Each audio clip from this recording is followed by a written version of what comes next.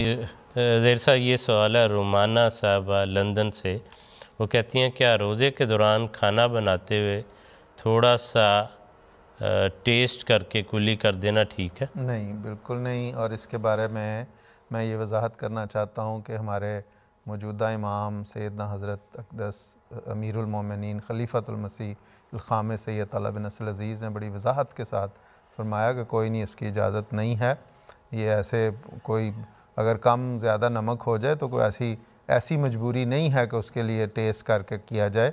और यहाँ पे ये बात मैं ख़ास तौर पे ज़िक्र करना चाहता हूँ कि अल्लाह ताला ने जो खिलाफत की नेमत हमें अता की है, हम उन्हें खलीफ़ा वक्त कहते इसलिए हैं कि वो खलीफ़ा जो इस वक्त का खलीफ़ा है, जो उसका इरशाद है वो दरअसल जमात के लिए फ़ैसला है।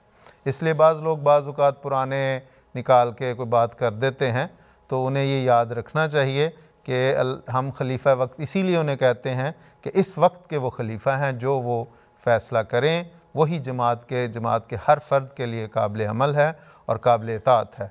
इसलिए ये हमेशा याद रखना चाहिए कि जो हुज़ूर का इरशाद है, और हुज़ूर का इस बारे में ख़ास तौर पे ये जो है बाकायदा एक पहले किसी प्रोग्राम में आया और उसमें ये जवाब दे दिया गया कि चख लेना चाहिए, तो बाद में जब हज़रत साहब से रहनुमाई ली गई तो हुज़ूर ने उसकी इजाज़त नहीं दी।